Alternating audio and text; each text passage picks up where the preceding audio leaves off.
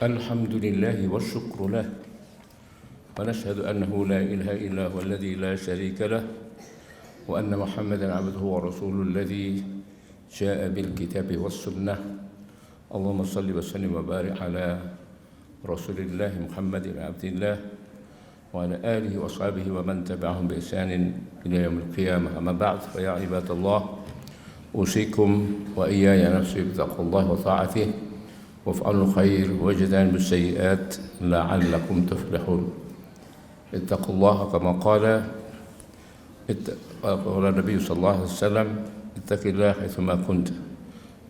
عباد الله yang dimuliakan Allah Subhanahu wa taala, marilah kita bersyukur tapi intinya karena nikmat dan karunia Allah yang tak terhitung kita terima, kita nikmati, dan kita juga bisa melaksanakan seruan panggilan Allah untuk menunaikan ibadah Jumat. Seraya kita juga berdoa kiranya Muhammadiyah, para pengagas, para pendiri, juga pembangun dari masjid ini beserta kita semua yang ikut meramaikannya, kiranya selalu mendapatkan barakah dan nikmat dari Allah Subhanahu wa taala dan selamat dunia dan akhirat. Ibadallah yang dimuliakan Allah Subhanahu wa taala, setiap diri dari kita semua dan juga apa yang disanjungkan oleh Al-Quran maupun keterangan-keterangan dari Nabi Muhammad SAW itu selalu menginginkan ada martabat, marwah, kehormatan bagi setiap kita. Jadi kita tidak ingin menjadi orang yang hina, kita berusaha untuk menjadi orang yang baik dan seterusnya dan seterusnya. Nah, di antara cara untuk mendapatkan apa yang disebut sebagai marwah atau martabat itu, kehormatan di antara manusia itu, orang yang mencapainya dengan beberapa capaian identitas. Ada kekayaan, ada jabatan dan sebagainya, tetapi yang dinyatakan di dalam standar Al-Quran itu adalah orang beriman dan orang yang berilmu. Jadi kita menyekolahkan anak-anak atau kita sendiri juga belajar begitu, dan kita juga terus membina ilmu kita. Nah, dalam khutbah Jumat ini kita akan membahas dua istilah yang ada di dalam Al-Quran, dua istilah yang beda tetapi artinya sama. Satu ada ilmu, yang satu lagi namanya ma'rifah. Apa ini kira-kira dan di mana dia objektifikasinya? Nah, itu kiranya khutbah ini bisa ikut menambah suasana kegembiraan bagi baik pikiran maupun hati kita. Di dalam Al-Quran misalnya banyak sekali kata ilmu itu disebutkan atau sejumlah kata, tapi yang di antara ayat yang terkenal itu di dalam surah Al-Mujadalah ayat 11 yang kita semua juga hafal. A'udzubillahi minasyaitonirrajim. Bismillahirrahmanirrahim. Yarfa'illahu alladhina amanu minkum walladhina utul ilma darajat. Wallahu bima ta'maluna khabir. Ini potongan ayatnya. Dibuka dengan seruan wahai orang-orang yang beriman. Nah, ayat ini menyinggung tentang orang yang beriman di antara kalian dan orang yang berilmu. Itu ditinggikan oleh Allah dengan derajat, beberapa derajat di atas orang-orang yang tentu tidak beriman dan juga tidak berilmu. Orang yang berilmu selalu mendapat kehormatan. Einstein, Thomas Edison atau siapapun tidak memperdulikan orang itu sebagus, setampan, secantik idol, wanita pujaan atau bintang film, Einstein itu dikagumi di seluruh dunia tanpa menanyakan imannya apa atau dan sebagainya. Ya. Kemudian Thomas Edison dan seterusnya dan seterusnya. Nah, ilmu Allah menyatakan ini, dan manusia memang demikian juga menghargai semua orang yang berilmu itu. Tetapi apakah ilmu ini? Ilmu ini sebenarnya sekedar ilmu itu, kalau para ulama mengatakan ma tawassala ilaihi al-ulama'u ba'da silsilatin min at-tajarub, yaitu capaian oleh para ulama. Ulama ini adalah saintis, adalah ilmuwan. Jadi ulama dalam arti konvensional dalam kajian Islam itu, karena dulu itu tidak banyak sekali mengelola masalah ulama itu dengan kajian-kajian keilmiahan malam. Bahkan sebenarnya ulama-ulama pertama atau generasi abad tengah itu justru mencapai keilmuan yang sekarang dikembangkan juga di Eropa dan negara-negara maju. Nah, kita yang sebut ulama itu sebut adalah ahli fikih, hukum-hukum Islam, ketentuan halal haram, hukum nikah, talak dan seterusnya, sebatas itu.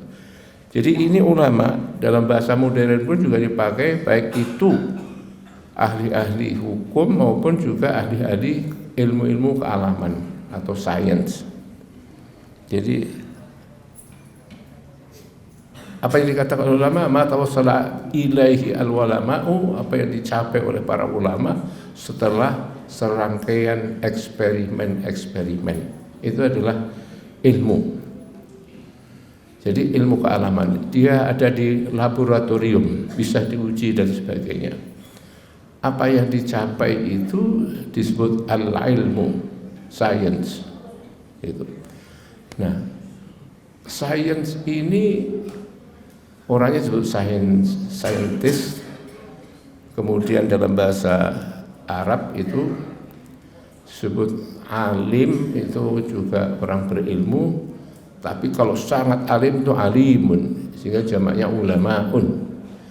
Kalau yang ilmunya juga tinggi itu alim, jamaknya alimun. Kita biasa menggunakan ulama. Kalau Allah al-alim pakai al. Ini. Jadi seperti Abdul Alim itu hamba yang maha ilmu. Gitu. Nah, sekarang kita sendiri di manakah berada? Ilmu itu betapapun dia tinggi, selalu saja seringkali meningkatkan orang. Maksud saya bahwa ilmu itu apakah dia baik atau buruk, selalu saja dia memiliki citra pada orangnya itu orang yang dihormati. Escobar, dia punya ilmu bagaimana dia menyelundupkan barang-barang haram. Dia karena kekayaan atau karena ilmu itu dia juga dihormati. Meskipun dia juga mati karena melawan hukum kemanusiaan itu. Kalau Einstein nggak diragukan lagi, dia masuk Hall of Fame, masuk orang yang masuk dalam satu orang-orang yang dihormati, orang yang terkenal, orang masyhur. Nah, dalam yarfa'illahu alladhina amanu minkum walladhina utul ilma darajat, para ulama ini ada berbeda pendapat. Ada yang mengatakan ya, ilmu itu satu, orang beriman satu hal, orang berilmu adalah hal lain. Nah, yang terbaik itu adalah beriman dan berilmu. Di dalam ayat ini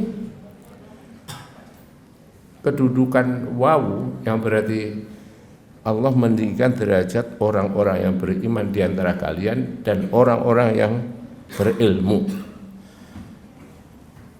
Wow, ini ada yang membaca itu sebagai rincian Allah meninggikan derajat satu orang beriman, dua orang berilmu juga. Nah, itu disebut tafsil, wawunya fasal. Tetapi Karena ulama menyatakan bahwa meskipun orang itu terkenal di dunia, menjadi selebritas, katakan celebrated scientist misalnya, orang ilmuwan yang kondang begitu, dikenal karena keilmuannya, maka kalau dia tidak beriman, Allah tidak menghitung dia sebagai hambanya yang baik, meskipun orang-orang memujanya. Itu dalam bahasa Arab disebut ma'lumun fil ard wa majhulun fis sama. Dia dikenal di bumi, tapi di langit tidak diperhatikan atau dibiarkan. Jadi musuh bodoh kira-kira itu bahasa manusia. Jadi wa majhulun fil ard, masa bodoh. Jadi kira-kira bahasa vernakulernya Arab ini adalah Tuhan masa bodoh dengan orang itu, supaya mudah difahami. Ini. Tetapi ya, orang ada yang mengatakan tadi pisah, karena itu para ulama lebih sepakat untuk menyatakan bahwa wawu ini adalah wawu wasl. Wawunya itu, kata wawu itu dan itu tidak diartikan fasal. Kalau fasal itu dan. Misalnya Allah meninggikan derajat orang yang beriman di antara kamu, 1, 2, dan orang-orang yang beriman. Kalau dibaca wasal, dibaca sambung, ada gabungan satu paket itu, maka artinya Allah meninggikan derajat orang yang beriman di antara kamu, lagi juga beriman, lagi pula beriman. Sehingga artinya walladzina amanu minkum walladzina utul ilma, Allah meninggikan derajat orang-orang yang beriman lagi berpengetahuan di antara kamu. Inilah yang dimaksud. Karena itu kemudian apa yang disebut sebagai ma'rifah? Ma'rifah juga pengetahuan. Hanya kata arafa ya'rifu itu berbeda dengan al-ilmu yang objektifikasinya itu, wilayah kerjanya itu ada di otak dan hubungannya dengan masalah-masalah alam. Maka kalau ma'rifah ini adalah hubungannya dengan hati manusia, dengan kita punya hati.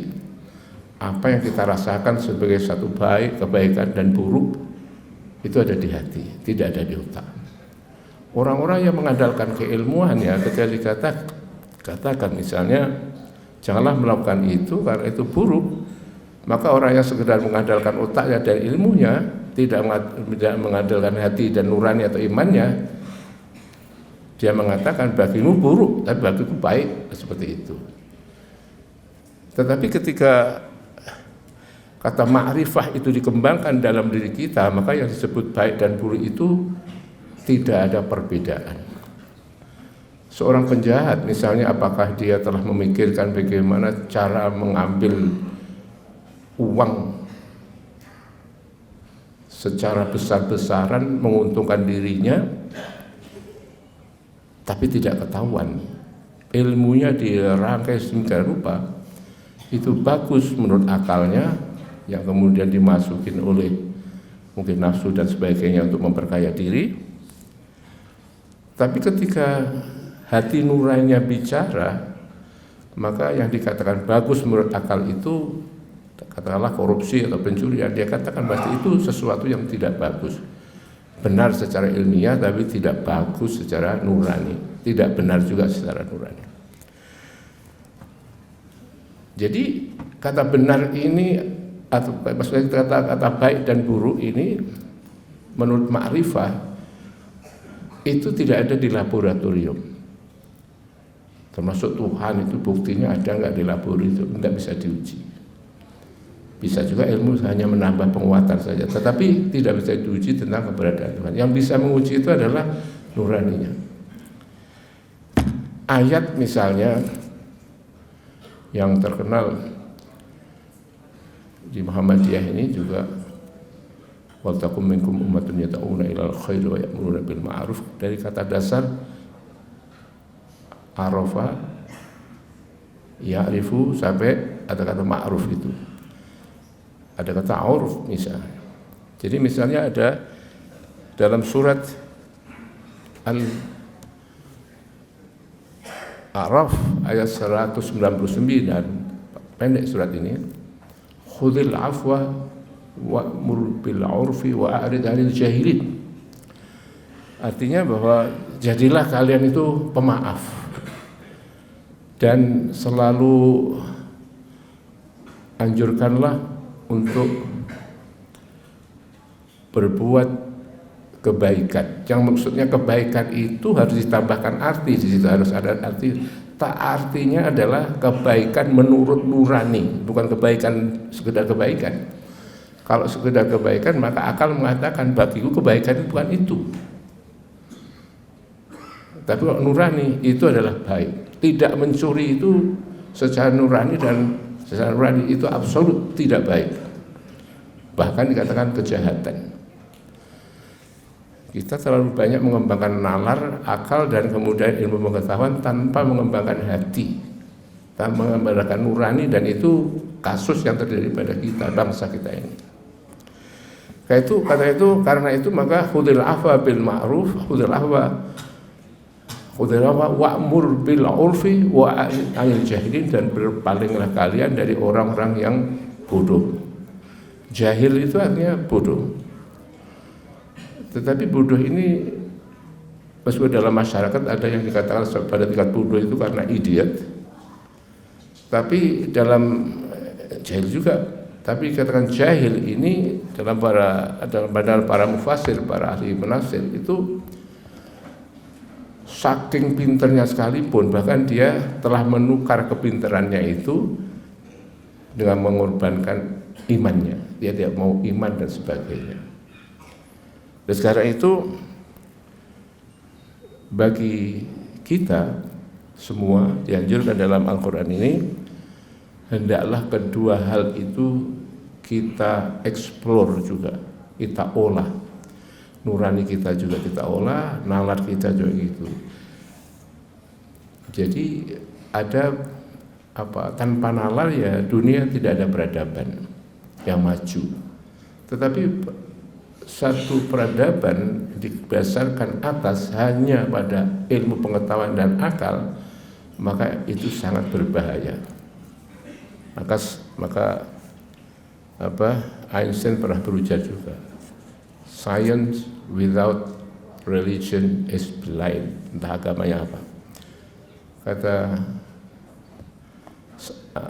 Einstein bahwa ilmu pengetahuan tanpa agama is blind, itu blind bahasa Jawa itu berbahaya sekali.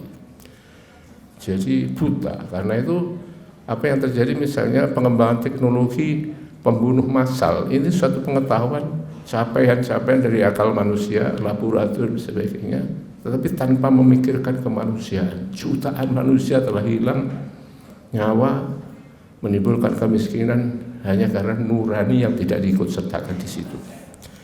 Karena itu mungkin pengembangan juga di pendidikan kita, keluarga kita, marilah kedua hal ini kita sanjungkan, kita takzizkan, kita muliakan, karena itulah di antara apa yang terus digarap oleh Muhammadiyah, menyanjung dua hal itu, objektifikasi akal dan alam, juga objektifikasi pada nurani kita. Mudah-mudahan kita termasuk orang yang lengkap nurani dan akal pikiran kita. Barakallahu li wa lakum fil Qur'anil azim wa nafa'ani wa iyyakum bima fihi min ayati wa dzikril hakim. Alhamdulillahi haqqa hamdih wa ba'da hamdillahi bi jami'i mahamidih.